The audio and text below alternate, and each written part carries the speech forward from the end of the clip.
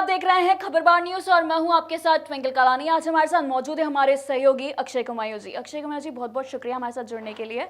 आज हम इनसे चर्चा करेंगे इंदौर में बढ़ रहे क्राइम रेट के ग्राफ के बारे में।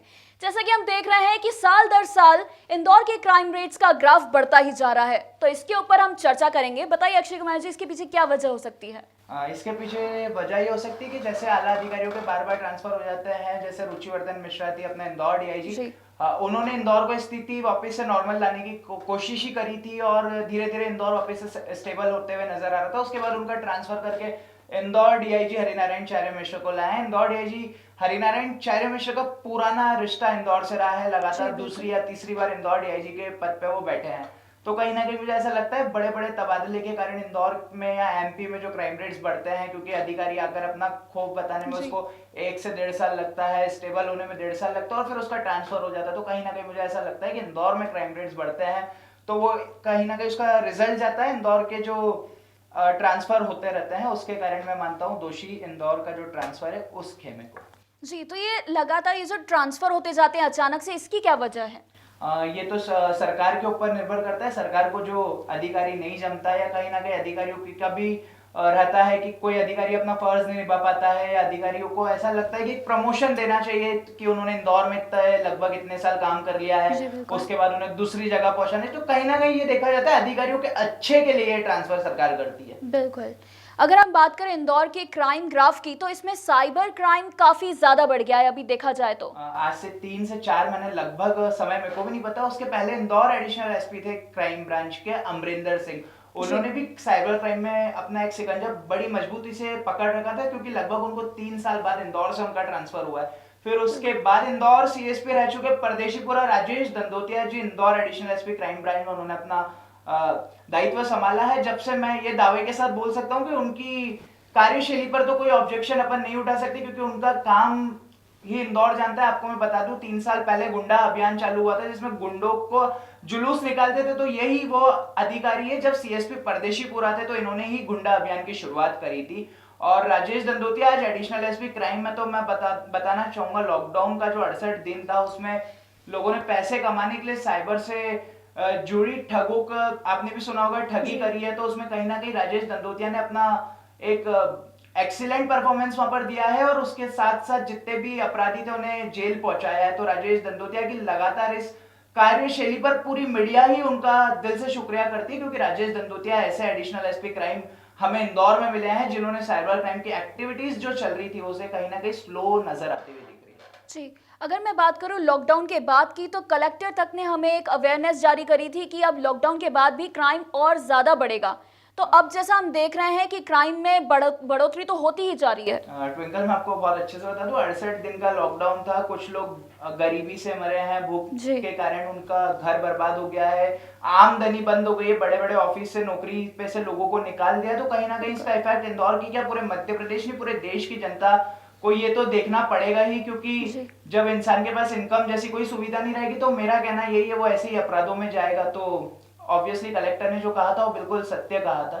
जी, हम इस क्राइम को नियंत्रण करने पर जब बात करें तो इसमें क्राइम ब्रांच की भूमिका अहम होती है। इस पर आपके क्या विचार हैं? क्राइम ब्रांच की भूमिका अहम होती है, वो इसलिए होती है क्योंकि क्राइम ब्रांच का जो भी दायित्व उस जगह पर बैठकर निभाता है वो अपनी रिस्पॉन्सिबिलिटी बहुत अच्छे से समझता है। और क्राइम ब्रांच ऐसी एक ब्रांच रहती है, क्राइम ब्रांच, जिसमें खुफिया तरीके से इंसान पे वॉच रहता है, भले से वो गुंडा हो, लिकर किंग हो या कोई बहुत ब्लैकमेलिंग टाइप के केसेस रहते हैं, कुछ गर्ल्स वुमेन्स के केसेस रहते हैं। तो कहीं ना कहीं क्राइम ब्रांच उस चीज में अपना फर्ज निभाता है, इसलिए क्राइम ब्रांच की भूमिका अच्छी रहती है। और जब पुलिस प्रशासन के हाथ से केस जाता हुआ नजर आता है तो वो केस क्राइम ब्रांच इंदौर संभालता है। जी, अब अगर हम बात करें क्राइम की, तो ये जो अभी लिक्वर और ये शॉप्स जो खुल रहे हैं, ये भी एक वजह हो सकती है क्राइम की, जो नहीं हो सकते थे अचानक होने वाले क्राइम की, ये भी एक वजह होती है। देखा जा रहा है 68 दिन से लिकर शॉप बंद थी, उसके बाद लिकर शॉप ओपन हुई है, तो कहीं ना कहीं उसको भी अपन मानते हैं कि क्राइम उसके कारण भी बढ़ रहा है। पर सबसे मेन मेरा ये मानना है कि क्राइम बढ़ने की वजह पैसा है। पैसे के कारण इंसान चोरी है, मर्डर है, ऐसी वारदातों को अंजाम दे रहा है। और मैं आपको बता दूं, लगातार ये तीसरा मर्डर इंदौर में हो चुका है। उसके बाद भी पुलिस पे अपन दोष नहीं दे सकते, क्योंकि पुलिस प्रशासन ने तीनों मर्डर की मिस्ट्री सॉल्व कर दी है। जी, वो तो ठीक है, लेकिन हम जैसा देख रहे हैं कि लॉकडाउन और ये कोरोना वायरस के कारण जो लोगों पर प्रेशर पड़ा और ये हुआ, उसके बाद बहुत ही मामूली बातों पर जैसे आजकल विवाद हो रहा है, और विवाद में ही लोग चाकू मार दे रहे हैं, इसमें मौत भी हो जाती है। तो इस पर पुलिस प्रशासन कोई कड़े कदम क्यों नहीं उठा रहा है? पहले से जब से इंदौर डीआईजी हरिनारायण चार्य मिश्र ने अपना पद संभाला है, ऐसी आपराधिक गतिविधियां तो कम होते हुए नजर आ रही है। मैं मानता हूँ 100 में से 70% केसेस आज भी इंदौर में लगातार एक्टिव हो रहे हैं, पर पुलिस प्रशासन भी अपना फर्ज कब तक और कहां तक अदा करेगा तो आम जनता पे डिपेंड करता है कि उस चीज को वो खुद ही समझे और उस चीज को वही करे। आज मैं आपको बता दूं, आप पुलिस प्रशासन की बात कर रहे हैं, पूरे देश में अमेरिका जैसी जगह पर सेना बुलाने की जरूरत पड़ गई थी कोरोना के बीच में, वहीं अपना पूरा देश है। एमपी की बात करें तो वहां पर सिर्फ पुलिस ही ऐसा एक पहलू था जिसने दिन रात करके इंसान को सतर्क करा है। अपने इंदौर डीआईजी साहब ने कहीं तरह की रैलियां निकालकर, कहीं तरह के चीजें बताकर लोगों को एक्टिव करा है कि आप कोरोना से किस तरह से बच सकते हो, और उसमें कहीं ना कहीं इंदौर के सिपाही से लेकर एक आला अधिकारी का एक बहुत बड़ा पहलू रहा है, जिसके कारण आज इंदौर में कोरोना जैसी बीमारी तेजी से नहीं फैली है। जी बिल्कुल अक्षय जी, मैं आपकी बात से बिल्कुल सहमत हूँ कि कोरोना के इस काल में पुलिस ने एक बहुत ही अहम भूमिका निभाई है। उनके बिना हमारा ये सफ़र जो हमने ये बिताया है, ये बहुत ही नामुमकिन सा था। और अगर हम इसकी बात करें तो जनता को भी कुछ जागरूकता लानी होगी, क्योंकि अभी क्राइम और बढ़ सकते हैं देखा जाए तो। जनता को जागरूकता लाने की इसलिए जरूरत है। इंदौर, मैं आपको बता दूं, इंदौर ट्रैफिक की अपन बात करते हैं, इंदौर ट्रैफिक भी आज पूरी तरह से डिस्टर्ब होता हुआ नजर आ रहा है, क्योंकि इसका कहीं ना कहीं बैरिकेडिंग लगा दी थी 68 दिन के लॉकडाउन में। जब लॉकडाउन खत्म हुआ है तो जनता एक तरह से ट्रैफिक का जो मैनेजमेंट पहले होता था वो भूल चुकी है।